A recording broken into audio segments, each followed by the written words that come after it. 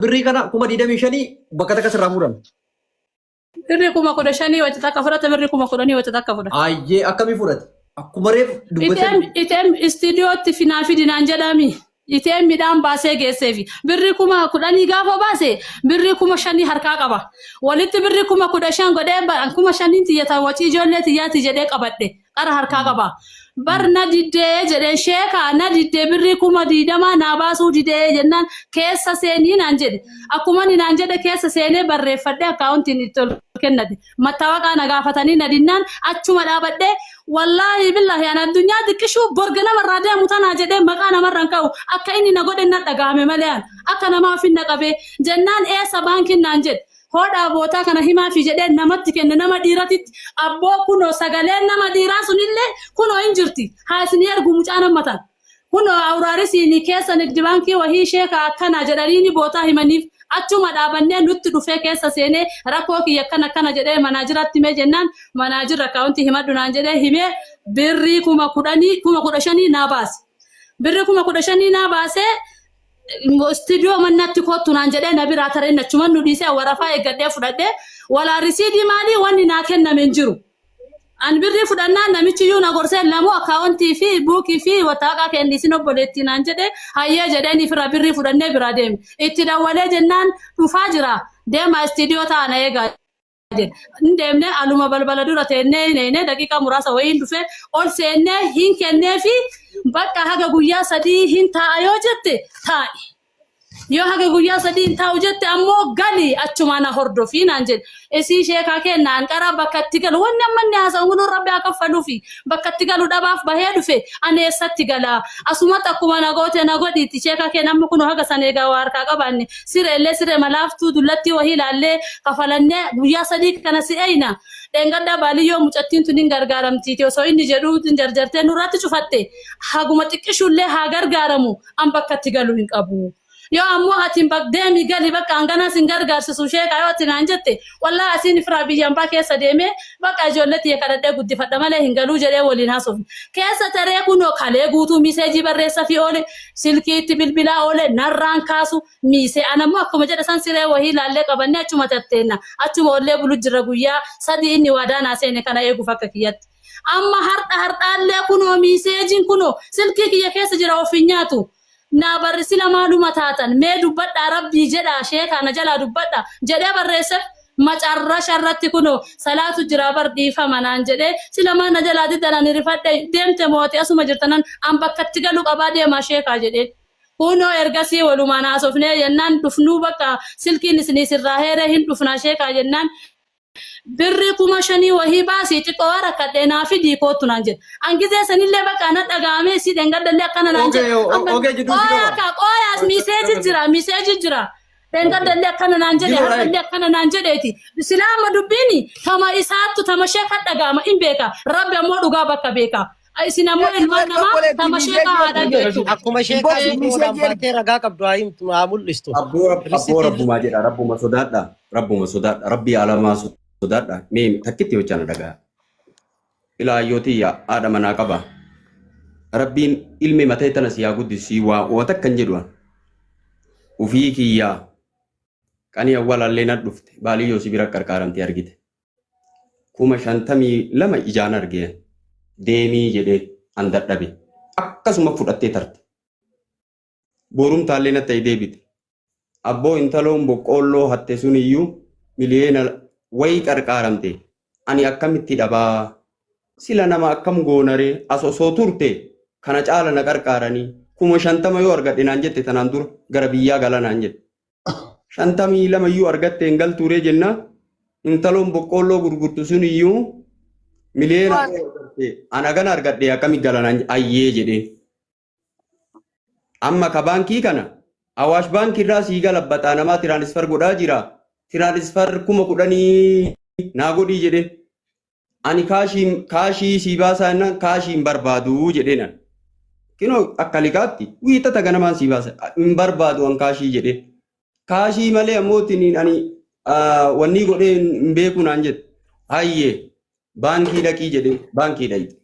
Baankii buukiin qabu naa baasuu didanii naan jette. Matoora fudhadhee dhaqe. Maaneejara dubbise. Suuraa isii ilaalu. suuraan isii mishee karoo beenaan jedhe. Ana itti gaafatama ana kalee galgala qarqaarsise akkaawuntii isiituu maqaa lakkoofsa jedduun hin beekaa. Birrii 10,000 tana anumarra qabaa kennaafi jedhe. Anatu itti gaafatama. Hayyee jedhanii barreessanii kennaniif. Inni dhufte birrii 10,000 ka isii kana bira jiru kinoo kan natti kennite. Galgala hin deebite. Asitti wayita dubbataa jirru warniingii nu kenne. Osomaa isii hin jirtu kinoo cilfee Bilaal fa'aallee ayiteetti. Warniingii nu kenne. Bulii sadiif. Warniingii nu kenne akkam goona. Kana maatiin haaseenu kaaga saniiyyuu. Bilaal keessan fa'aa naaseenee naa guuranii jette. Lakki ammoo akkaawuntiin xiqqoodhaa ka jaraa dhiisi. Viidiyoo sii godhaa FB gubbatti liivii sii godhaa jedhee. Laal qarqaarsa. Liivii FB seenee akkaawuntii isii maxxansee kasantii takka irra hin barbaadin. Gadhiiseef. Ammas tiktookiidhaan liivii na seensuu dhogge malee viidiyoo nan dhoggu. Viidiyoo gasii dhiisa. Mucaan kee yaa dubbatu. Mucaan kee yaa dubbatu ishiinaan jedhe. Viidiyoo kee seenaa laal. Mucaan isii as taa'ee dubbate kino. Yaa maaki yaa aslii jedhee dubbate. Akkaawuntii isii achirra kaa'ee fi deemi bakka jedheen si haa qarqaarsan. Borumtaa dawwalee fi abboo namni wayii Ameerikaallee adda dawwalanii waasiin gallee jennaan omaan gallee barnaan jette. Maaka Ameerikaan adda dawwalan kunoo riisiitiin ammaa si gayaa ima obsii jedheen. Haga saniyyuu nama biraatiin liivii nama biraa haaseennee nu haa guuranii naan jennaan namni fooloo siin barbaada. Kino miiseejii isii baasa fooloo siin barbaada jedhee miiseejii barreessee yoo lakki haga saniin eegu naan jette bulii sadii galuullee diddee hayyee. Baaliyyoo amsi shaakee dhugan anna seensi kun Baaliyyoo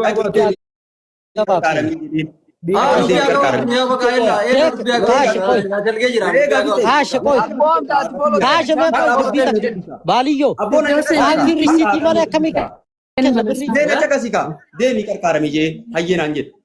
Hamzaa kanat dawwal. Hamzaa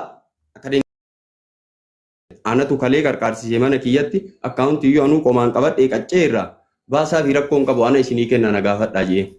Hayyee hin kenninaaf jedhanii baasanii birrii 10,000 na kennite akka liqaa. Awaash baankii irraa wiixata baasee sii kennaa jedhee nan mula. Kaashiyyuun barbaaduu jedhe. Bar dubbiin arrabni kun nama qabama. Ka amma isiin kantiibaa maalii jettu? Kantiibaa ofii kiyyaa itti dawwale dubbii kana arragaggatuuf. Sila dalloo maa ari'an? Uummanni dalloo hoo dalloo dhalattee dhalattuu dalloo taatee bulchiinsi maa dhooggatan? Mana qabalee maa dhooggatan? Kantiibaa maa dhooggatan? Kantiibaa maa dhooggatan? Birrii bakka birrii kanatti waadaan kiree goraa fide. Carraalee bifni baaliyyoo carraalee keenya takka takka. Jiloo warri warri dubbate dubbii wajjin bata bakkantiibi jedhee. Kantiibaa bira dawwal. Waraqaa kana kooppii godhi jedhee Oromiyaa irraa sii kennamu kooppii goote. Waanuma takka dubbata baaliyyoo dhiifamaa miicattii minteejii itti barreessanaa fidan istaadallee maqaa balleessoo osoo hin ta'in Abboo jiloo dhageeffadhu ustaani wanni inni balleesse yookaan ammoo wanni sheetichi balleesse akka jiru waan jiru guutuu mucattiin jettee isheen illee dubbataa jira dhageeffadhaa. Mana caqasa baaliyyoo. Waan jedheen Birriillee kan fuudhee kinoo birriillee 10,000 fuudhee jedhedha. Wanni isheen mucattii irraa dabsee kiyyoo dubbataa jiru dubbadhu ishee qaba. Yoo baaliyyoo si dhoggate jee kantiibaan kun yoo si dhoggate aadamiin haga jiru waliin jirra. Waa hedduu waliin haasoyna. Wallaahi lafa tana sii kennisiisa kama Oromiyaa irraa kooppii godhaa fidii jedhee kooppii godhee kan itti deebisee isa dawwalee am. Sheek akkasiin jettanii miti. Rabbiin keessan sodaadhaa nu diiniif isin kabanya. Intalli tun haga qarqaarsaa qarqaarree amma isin maqaa nu balleessuuf onlaayinii irra dhufte. Mee qaamaa wal arginee isiillee na bira fiddaa naan jedhe. Isiillee na bira fiddee qaamaa wal arginaa naan jedhe. Hayyee ka ijoollee teellee amootiin hin beektaa yoo irraa duute ijoollee teelaali mucayyoo tanaa lafa kennii. Wallaahi waan maraa isinitti mee sheeka. Ani lafa na bira dhuftanii isinitti kenna yoo intalli tun hin qarqaaramin naan jedhe. Badannee hayyee isillee waama wal bira isin gaafadhaa jedhee. Lafa tana kennuufii qabdaa jedhee. Waluma bira nu waami naan jedhe.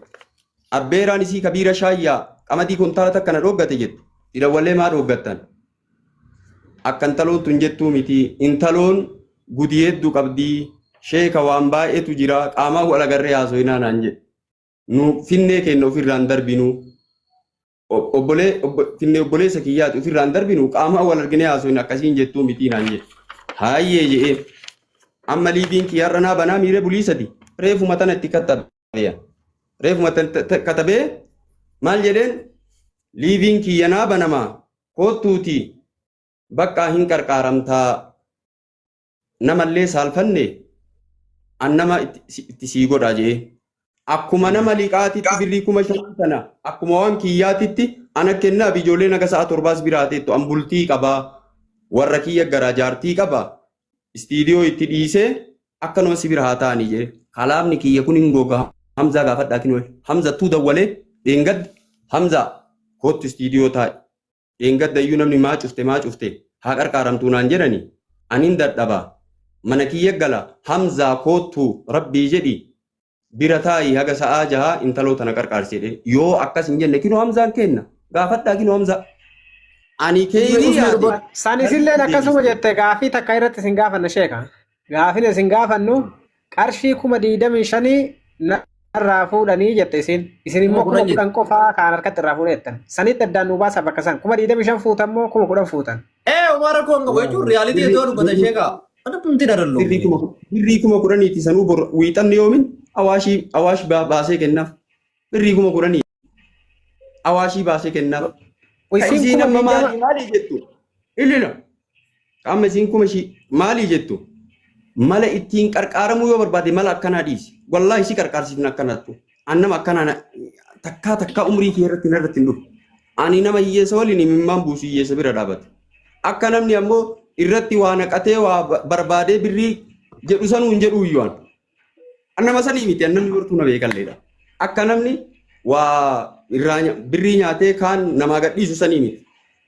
Intala tana awwalumaa ijoollee tana laalee imimmaan waliin buusee dheengadda warra jirtan imimmaanuma gannaqee wayita mucaan akka jedhu garaana nyaatte. Garaana nyaatteetu Hamzaa kootu. Tole ustaaz asirratti galatooma isirraa carraa dubbifnee isinillee qulqulleessuu barbaanna yoo isinillee namni isin yaada wayii aboo baliyoo. Ilamaan ni beeta dhifamallee naa godha marti keessaniyyuu nagaa rabbi sirraa jiraatu. Dubbii namas bira jirtu maa inni beeta wanti sheekaan ja'aa jiruu fi wanti Master Abubadar Omata kalo garaagarummaan qabu sii galee garaagarummaan abbaa kana jiru isheen qarshii 25 irraa fuudhe ja'a jetti inni namootni iyyuu qarshii 10 ja'an sii galee miti amma asbiran tammoo wanni hizbiillee barbaadu ragaadha sii galee ragaan 25 itti kennuu fi ragaan 10 irraa fuudhu yoo jiraate isaan lachuu ragaa mul'isa godhee sii kennaan yoo akkasiin akka kennite ayyaatiyya sii galee asbiran tammoo wanti amantii malee jecha haasaan isaan jaalani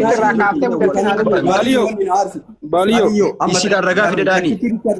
Daqiiqaa takka bichaan na eegi Hamza wanni na aarsite dheengadda qanii dhuftee warniingii narra kenne san abboo du'aayii ittiin godhaa qama'ee dhufee naan jette cilfeen fa'aa bilaal fa'aa jirti sila maa qamaataree rabbii jedhi ijoolleen qarqaarsisaa jirta maa qamaataree ati namni maan namaan jedha biyyuu keessaa fitte ittiin du'aayii goote.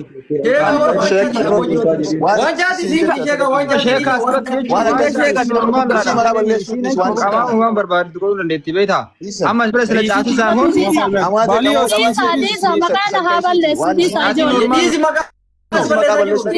Reality jirtu bicara bodoh jadi. Risiti irraa fuudhaan ani kijibaadha bakka ani kijibaadha risiti irraa fuudha. Risiti sheeka kaisiin jette. Baliyoo meesajii screenshot sii godhe jedhi sii ergee jira. Okay. Ragaa barreeffamaa fi wannoo haa erganii garuu immoo ilaala. Wanni daari jiloo daari akkaawuntii kan dubbateetu ni jirti baay'ee. Gamsa ka ishee nama si barreesse. Dhugaa dubbannee addaan gala isarrallee osoo cubbuun kaayin obboleettii tanallee cubbuun kaayin waan xixiqqoo dubbatina waan qara keessaa dubbatan. Dubbadhu amsaa carraa kee obboleettii naa dubbatan. Qoy amma sheekaa waa gaafadhaan asirratti waan isin jette irratti isiin ka jette ani birrii baankii dhaqee ATM qarshii 10,000 qofa naa baasanii waan paaspoortii fi waraqaa wannoo hin qabneef jecha keessa seenan organii jennaan sheekatti dawwalee birrii 10,000 malee naa baasuu didanii jennaan inni motora yaabbatee eessa jirtanaan jennaan abraaris hin gubbara jedhanii na dhufee baankii waliin seennee keessa onna seensisee jara wajjinaasee qarshii 10,000 birallee baasee akkasi fuudhee jette. Bar san jennee iyyuu bara ana qarqaaree iyyuu san jennee iyyuu bara ana qarqaaree iyyuu sanu anak motor. Aye, minuti ragasi Hamza, Usme. Hamza minuti ragasi. Bahasa fi jede sanu. Baliyoo amma time ati gati. Mujahid tikan ni? Kunoo dhaga'u jira baadiyyo.